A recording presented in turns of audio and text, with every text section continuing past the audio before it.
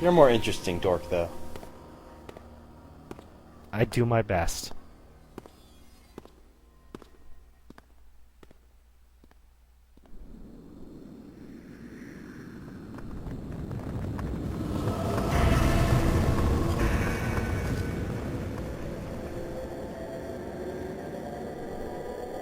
So many enemies for stone and flesh.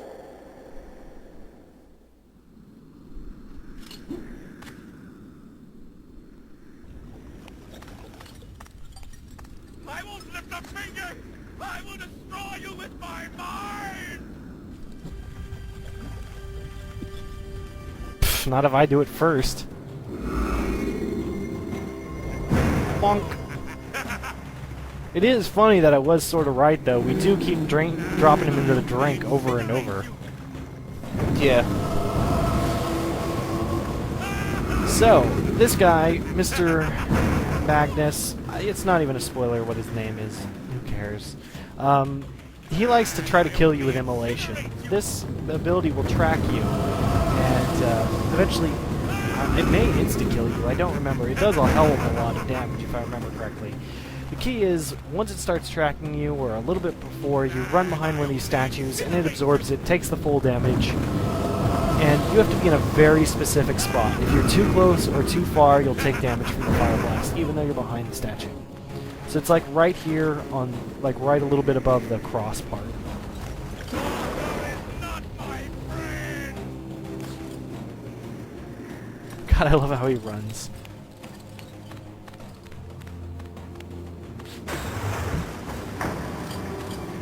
Trick or treat. I like how he actually runs around the door. Like, you would think a crazy guy would, like, just run over the door after smashing it down. He delicately... No, see, that's what's even more crazy, is that he literally just blew down a door with his hands and then tiptoed around it. Took the words right out of my mouth. Creepy. So, the final section of this fight, there are a few things to explain here, but the interesting thing about it is that really, you actually never really engage Magnus. It's just a gimmick fight, really. What you need to do is get his attention, and then you get him to run into these statues. Not just the statue, but the side part of the statue in particular. It can be a little hard to get him to properly align to it, because he doesn't perfectly run towards you. But you get him to align right on it, jump away, then he'll break the statue, revealing a switch. You need to hit all four of these, but sometimes he gets in the way and it makes it a little bit of a pain in the butt. You know, it's a shame that there's such a large cooldown on the projectile, because they could have really made an interesting puzzle where you had to have him run into the scythe to smash it, and then you have the switch to reintegrate the scythe, kind of go with the whole time theme, and then kind of impale him on it. Could be, you know, to actually involve some damage in this fight, since you don't really do any. But, I mean, there's enough time stuff involved in this puzzle, eventually. That's true.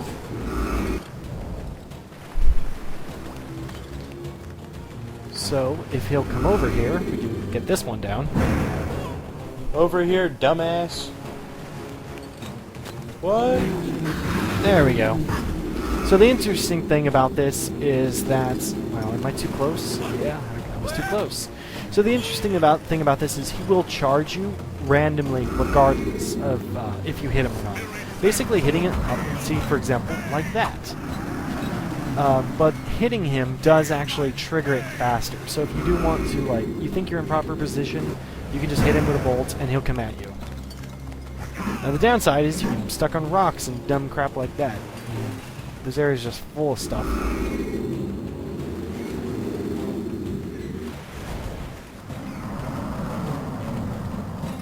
Alright, so one more.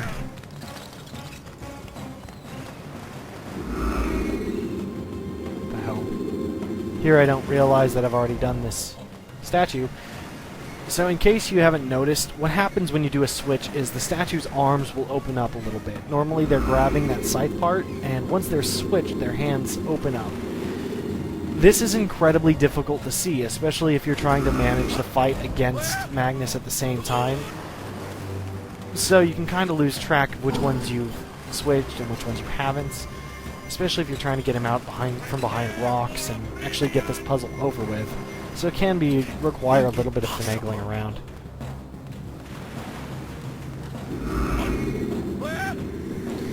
It's a shame that it just relies on one half of the room, because this is one big open space. Yeah, it could be if it wasn't filled with so much crap. Well, it's a very dynamic space, though, so I guess what I mean. It's large and full of stuff. Like, it'd be fun to have, like, a big acrobatic battle around here. But instead it's just, you know, screw him into running into statues. Yes, it is sort of a, like, long, ridiculous bait-and-switch battle.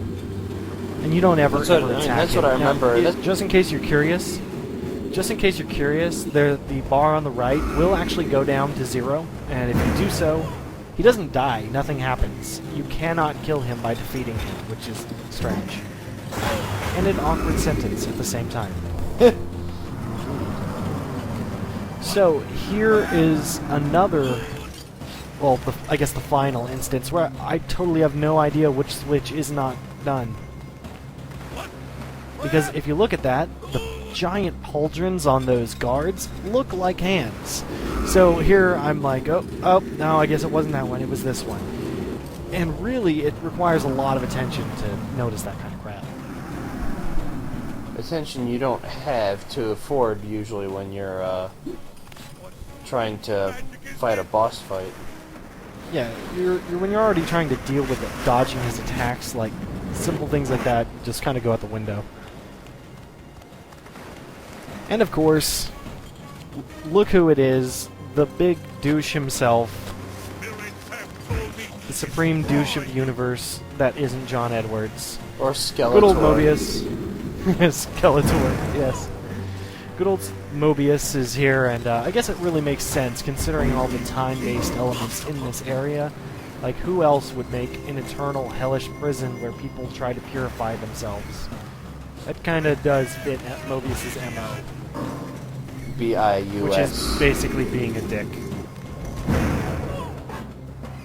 Actually, I take it back, because doesn't he serve the guy who wants everybody's souls? So that doesn't fit his MO. Actually, it kind of does fit his MO. Oh, never mind. Also, I'm pretty certain this statue never hits him. Just FYI. Well, the shock of it almost hitting him was enough to kill him. The fog lifts. Sire, wait. What trickery is this? No trickery, sire.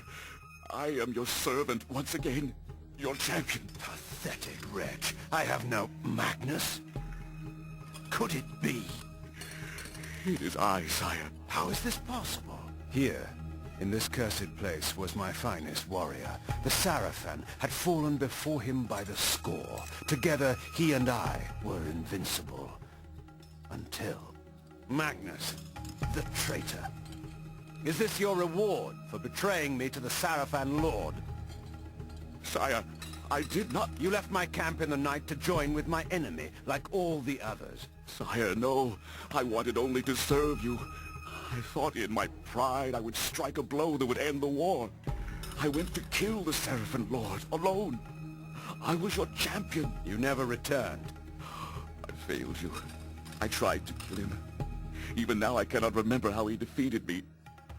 I was struck down, helpless at his feet, and then, through his foul magic, he took my mind and transported me here to this hellhole. But what of you, sire? I heard that you were dead. Well, not so dead as some would like to have me. As you see, I have returned. Magnus, my champion, you have suffered long enough. It is with pride that I grant you your death. Sire, my thanks. And yes, it did pause there. I don't know why. It's some sort of massive bug that I've never been able to figure out. They blew so much budget on animating this level, they couldn't afford to animate Magnus's death scene. But with Magnus's death, we gained the immolation ability, which is awesome. Go, my friend. Be free, as the rest of us, living or dead, can never be. Beautiful eulogy, Kain. So join us next time when we'll be in Chapter 9, The Device, Into the Depths. And we'll actually get to play around with Immolation, which is a great new ability, and it takes place of Berserk, basically. Sounds like fun. Yeah, it should be great. So I'll see you guys next time. Have a good week, half a week, whatever it is, when I update. Bye. Thanks for having me.